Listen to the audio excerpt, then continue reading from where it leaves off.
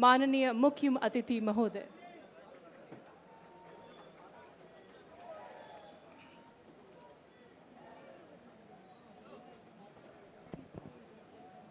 मेरे साथ बोलिए, भारत माता की।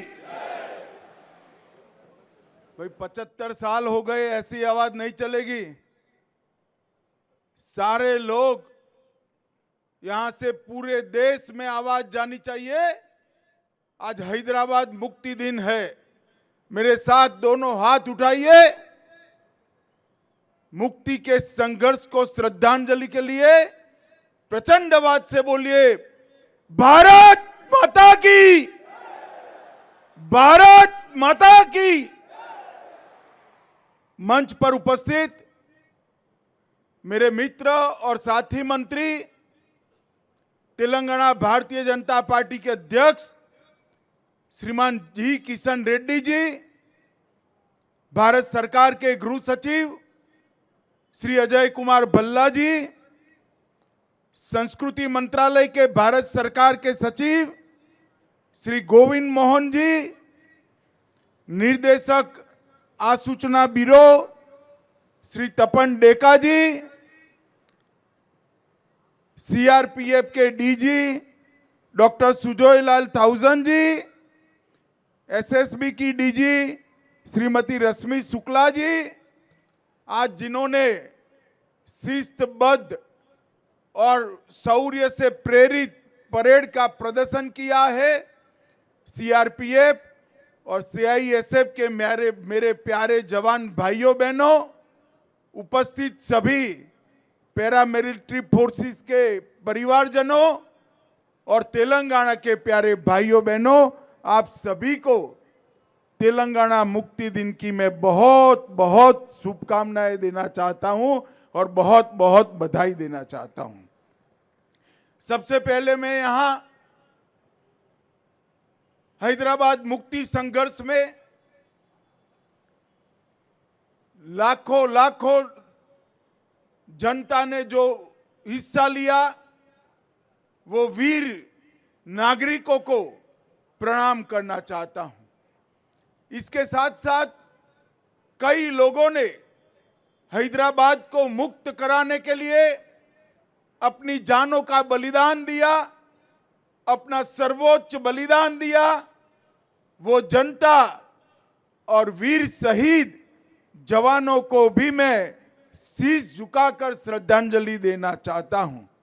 और आज तेलंगाना, कल्याण कर्नाटक और मराठावाड़ के ये विशाल क्षेत्र को भारतीय संघ में विलय करने के लिए जिनकी प्रमुख भूमिका रही, वो सरदार पटेल को भी मैं बहुत श्रद्धा के साथ नमन कर कर मेरी बात की शुरुआत करना चाहता हूं। मित्रों, आज तेलंगाना मुक्ति के 75 साल पूर्ण हो रहे हैं। मैं कोई झिझक के बगैर कहना चाहता हूं कि महापुरुष, लोह पुरुष सरदार पटेल न होते तो तेलंगाना को इतनी जल्दी मुक्ति नहीं मिलने वाली थी।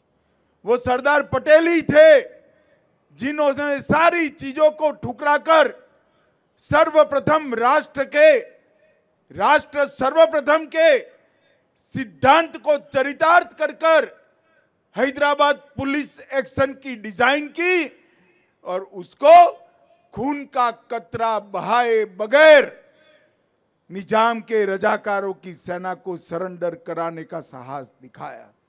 सरदार पटेल और केएम मुंशी की ये युति ने, ये जोड़ी ने तेलंगाना क्षेत्र के, कर्नाटक के बीदर क्षेत्र के और मराठावाड़ा के ये विशाल क्षेत्र को हमारे महान देश के साथ जोड़ने का काम किया। इसके साथ साथ तेलंगाना मुक्ति के लिए स्वामी रामतीर्थ एस चेन्ना रेड्डी, नरसिम्हा राव, साईक बंदगी, केवी नरसिम्हा राव, विद्याधर गुरु, पंडित केशव कोरटकर और इसके साथ साथ अनाबेरी प्रभाकर राव, वद्दम येल्ला रेड्डी, रवि नारायण रेड्डी, बरुगुला रामकृष्ण राव, कलोजी नारायण राव, दिगंबर राव, वामन राव नाइक और श्री वाघमरे को भी मैं मन से श्रद्धांजलि देना चाहता हूं। मित्रों, अभी अभी देश ने अपने आजादी का महोत्सव मनाया और आज तेलंगाना मुक्ति का दिन है। अंग्रेजों के गुलामी से मुक्ति के बाद, समग्र देश आजाद होने के बाद 399 दिन तक यहां पर क्रूर निजाम का शासन रहा और ये 399 दिन, 400 दिन समग्र तेलंगाना क्षेत्र की जनता के लिए नरक की यातनाओं से भी कठिन दिन थे। सरदार पटेल ने इस क्षेत्र की जनता की भावनाओं को सम्मान देते हुए 400वें दिन पर इस क्षेत्र को आजाद किया। कई संगठनों ने संघर्ष किया।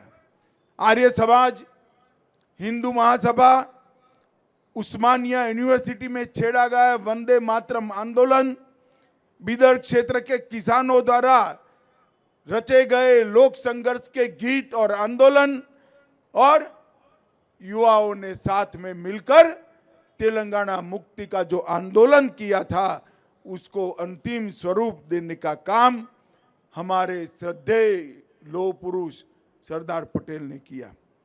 मित्रों, जैसा किशन जी ने बताया, 75 साल तक देश की किसी सरकार ने इस महान दिन को, इसकी ऐतिहासिक स्मृति को हमारी युवा पीढ़ी को याद कराने के लिए कार्यक्रम की रचना नहीं की। तुष्टीकरण की नीति के कारण हमेशा वो डरते रहे और तेलंगाना मुक्ति दिन मनाने की सिलसिला नहीं शुरू हुआ। मैं देश के प्रधानमंत्री नरेंद्र मोदी जी को बहुत बहुत साधुवाद और बधाई देना चाहता हूं कि 17 सितंबर को गत वर्ष जब 75 साल हुए, उन्होंने एक नई परंपरा शुरू की। 17 सितंबर को सांस्कृतिक मंत्रालय तेलंगाना विमोचन दिन मनाएगा और वो महान शहीदों को श्रद्धांजलि देकर हमारे नई पीढ़ी को ये संघर्ष की याद दिलाएगा। मित्रों, इसके पीछे हमारे 3 उद्देश्य हैं। एक, नए पीढ़ी को, बालकों को, किशोरों को ये महान संघर्ष की याद दिलाना और देशभक्ति के संस्कार से सिंचित करना। दूसरा, उन शहीदों को श्रद्धांजलि देना जिन्होंने हैदराबाद मुक्ति के लिए काम किया। और तीसरा, अपने आप को राष्ट्र को पुनः समर्पित करना कि शहीदों ने जो स्वप्न देखे थे, इस प्रकार के राष्ट्र की निर्मिति के लिए हम आगे बढ़े। आज यहाँ पर एसएसबी इब्राहिम पट्टन के पारिवारिक आवास का वर्चुअल शिलान्यास हुआ है।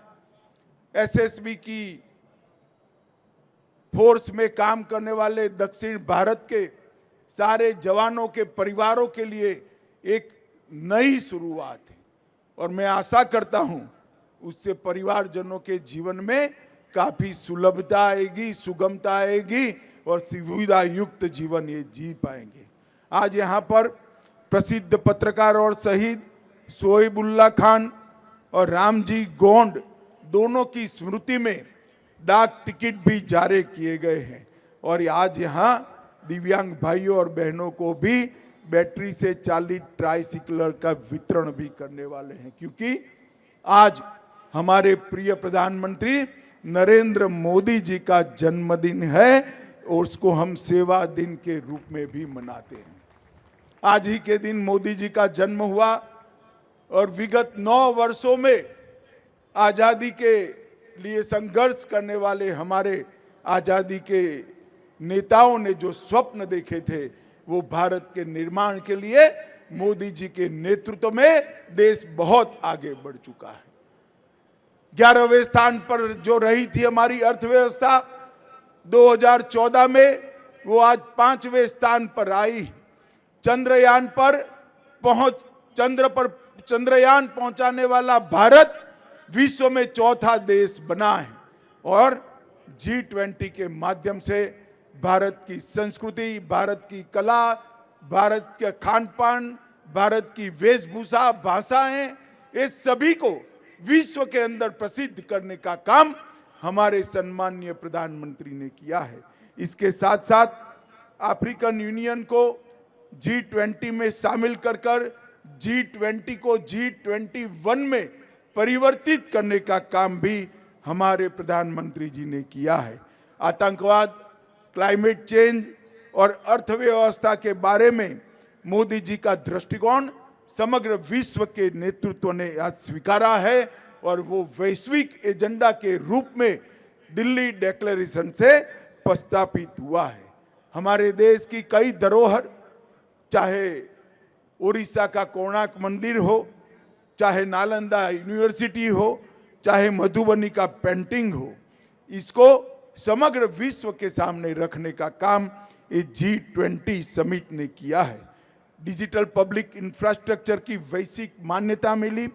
यूपीआई, बैंकिंग, आधार और मोबाइल टेक्नोलॉजी में भारत में जो क्रांति हुई है, इसकी भूरी भूरी प्रशंसा समग्र विश्व के नेताओं ने की है। मित्रों, आज मैं यहाँ आया हूँ तब बहुत लंबी बात करना नहीं चाहता, परंतु एक बात जरूर कहना चाहता हूँ। ये 400 दिन के निजाम के शासन में यहाँ की जनता ने जो अपार यातनाएं सहन की है, इसका हिसाब विश्व की यातनाओं के इतिहास में कहीं पर मिलना नहीं। इसीलिए सरदार पटेल ने कहा था, स्वतंत्र हैदराबाद भारत के पेट में कैंसर के समान है, उसका ऑपरेशन के बगैर और कोई रास्ता हो नहीं सकता।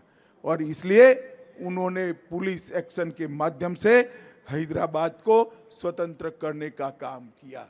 बड़ी दुर्भाग्य की बात है, तेलंगाना की रचना के बाद भी तेलंगाना विमोचन दिन मनाने में वोट बैंक की पॉलिटिक्स के कारण ये पार्टियां जो संकोच कर रही है, मैं उनको कहना चाहता हूं, जो अपने देश के इतिहास से मुंह मोड़ लेते हैं, देश की जनता उनसे मुंह मोड़ लेती है। हमारे देश के इतिहास पर गौरव कर हमारे शहीदों के शहादत पर गौरव कर स्वतंत्र संग्राम के इतिहास पर गौरव कर ही हम इस देश और हैदराबाद को, तेलंगाना को आगे बढ़ा सकते हैं। और यहाँ पर जिस प्रकार से निजाम के क्रूर शासन ने कई फरमान दिए थे, माफूसा और गैर माफूसा का भेद खड़ा किया था, उससे मुक्ति सरदार पटेल ने दिलाई थी। कई ऐसी घटनाएं हैं जिसके जिक्र से भी आज रोंगटे खड़े हो जाते हैं। मैं एक ही का उल्लेख करना चाहूंगा। परक्कल्ला तेलंगाना 2 सितंबर 1947, 1500 से ज्यादा लोग भारतीय तिरंगा फहराने के लिए परक्कल्ला कस्बे में एकत्रित हुए। निजाम की रजाकार फौज ने जनरल डायर की तरह गोलियां चलाने का आदेश किया। 150 लोग घायल हुए, कई लोग मारे गए। ऐसा निर्मम हत्याकांड मराठावाड़ा के परभणी के गुंडा गांव में भी हुआ और बीदर के पास घोरटा में भी हुआ। इस सभी से मुक्ति दिलाने का काम सरदार पटेल ने किया। KM मुंशी और सरदार पटेल, ये दो देशभक्त नेताओं ने हैदराबाद मुक्ति का डिजाइन किया और उसको अंत तक लागू किया। और 10 अगस्त 1948 को सरदार पटेल ने कहा था कि हैदराबाद समस्या के समाधान का एक ही रास्ता है और वह है हैदराबाद का भारत में विलय, जिसको 17 सितंबर 1948 को उन्होंने सरेंडर किया और निजाम शरण में आए। मित्रों, आज मैं तेलंगाना राज्य की जनता को, कर्नाटक के कल्याण कर्नाटक की जनता को और मराठावाड़ के महाराष्ट्र की जनता को कहना चाहता हूं कि ये जो दिन है, ये दिन की स्मृति जो है, हमारा संघर्ष है, हमारे शहीदों का बलिदान है, उसको युगों युगों तक हम याद कर कर रखें, जिससे आने वाली पीढ़ियां इससे प्रेरणा ले और देश के विकास के लिए अपने आप को समर्पित करें। अंत में मैं फिर से एक बार सरदार वल्लभ भाई पटेल, के.एम. मुंशी और जिन जिन सभी महान आत्माओं ने इस देश के लिए, हैदराबाद मुक्ति के लिए बलिदान दिया, वो सबको प्रणाम कर कर मेरी वाणी को विराम देता हूं। मेरे साथ फिर से एक बार बोलिए, भारत माता की, भारत माता की।